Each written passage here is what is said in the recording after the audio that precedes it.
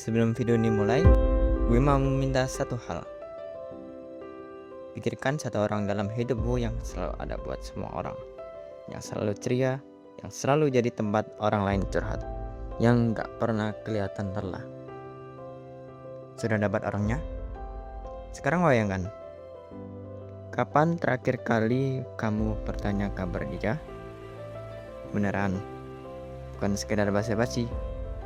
Tonton video ini sampai habis, lalu kirim ke orang itu tanpa harus menjelaskan kenapa. Mereka akan mengerti. Semua orang bilang Robin Williams mati karena depresi. 11 tahun dunia percaya itu, tapi itu salah. Dan ini bukan teori konspirasi. Ini hasil autopsi resmi yang tersembunyi di halaman jurnal medis yang hampir tidak ada yang baca. Duduk yang nyaman, karena kisah nyatanya jauh lebih mengejutkan dari yang kamu bayangkan. Ini bukan fiksi, ini kisah nyata seorang pria yang membuat miliaran manusia bahagia selama 40 tahun. Tapi tidak pernah bisa menemukan kebahagiaannya sendiri. Dan yang paling mengejutkan, kematiannya bukan karena yang kalian semua pikirkan selama ini. Banyak orang tidak tahu bahwa depresi bukan penyebab utama kepergiannya. Lewy body dementia. Ada sesuatu yang jauh lebih gelap, misterius, dan lebih menyakitkan yang sedang terjadi di dalam kepalanya. Suatu yang bahkan dokternya pun tidak tahu. Ini adalah kisah Rise and Fall Robin Williams, dan gue jamin kamu akan melihat dunia secara berbeda setelah video ini selesai.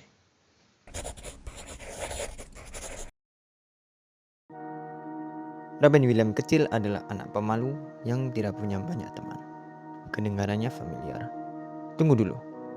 Cara dia mengatasinya. Dia menciptakan teman-teman sendiri. Dia mengumpulkan tentara-tentara kecil dari timah, memberikan setiap tentara suara yang unik, kepribadian yang berbeda, dan kisah hidup masing-masing di matanya. Itu bukan sekadar mainan, tentara pasukan yang hidup dan berbicara di dalam kepalanya. Luar biasa atau sedikit creepy? Gue pilih luar biasa.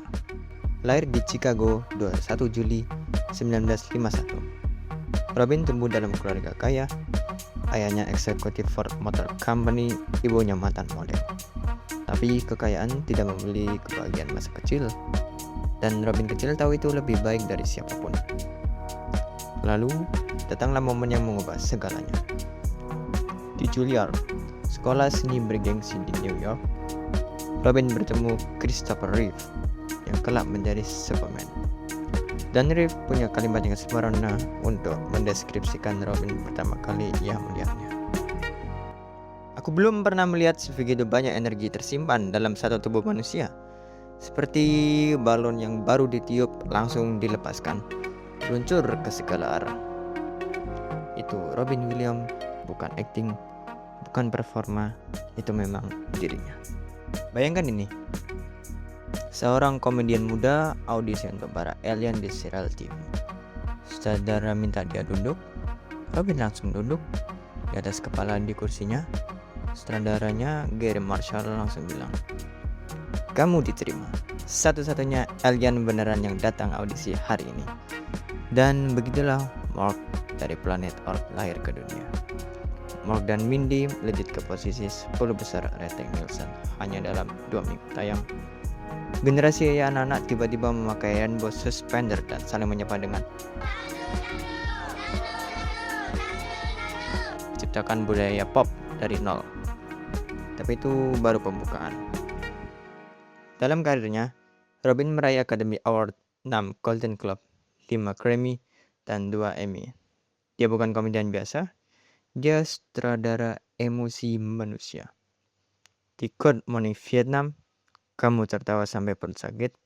Di Dead Society, kamu menangis tanpa sadar kenapa. Di Good Will Hunting, kamu menatap layar dan berpikir, itu bukan acting, orang ini sedang bicara langsung ke jiwaku. Dan dia membantu menggalang lebih dari 80 juta dolar untuk tunawisma Amerika melalui program Comic Relief. Tidak pernah menarik bayaran untuk iklan. Statue Children's Research Hospital, dan mendukung puluhan yayasan sosial sepanjang karirnya. Pria ini tidak hanya menghibur dunia, dia menjaga dunia.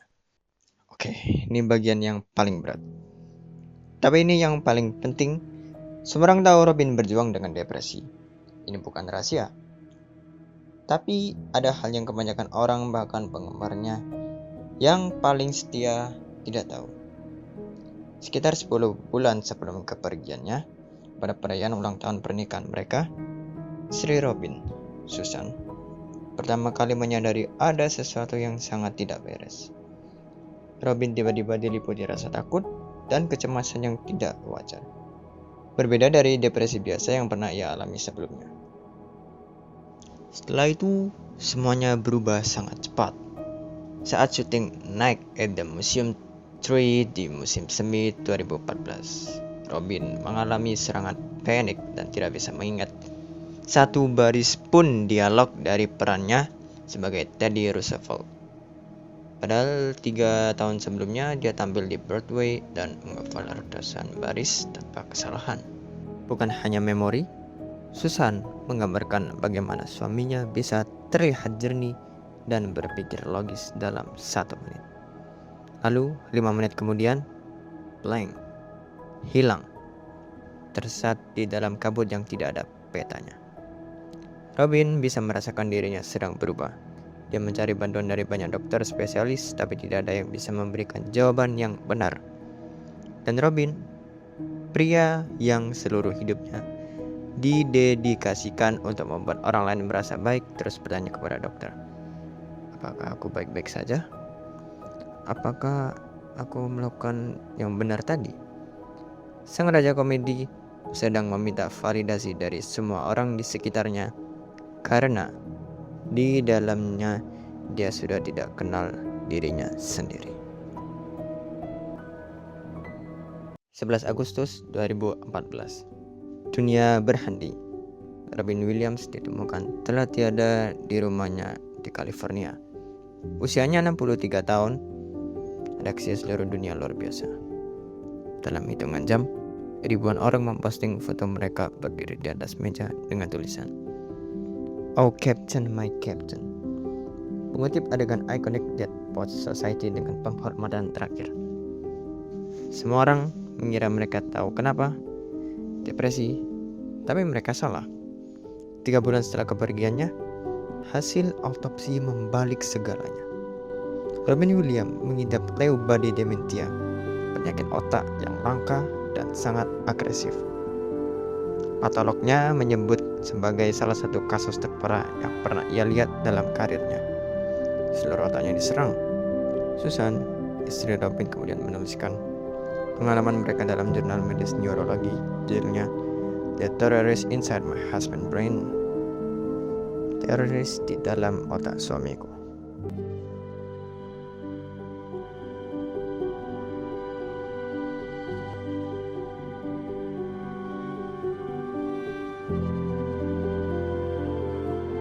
Tekan tombol like buat semua orang yang senyumannya menyembunyikan badai. Buat semua keluarga yang lagi berjuang dengan penyakit yang tak terlihat. Tekan tombol subscribe, nyalakan loncengnya, dan bagikan video ini ke satu orang yang perlu mendengar kisah ini hari ini. Karena kalau jutaan orang tahu kisah Robin Williams yang sebenarnya, mungkin ada satu nyawa yang terselamatkan. Sampai jumpa di video berikutnya.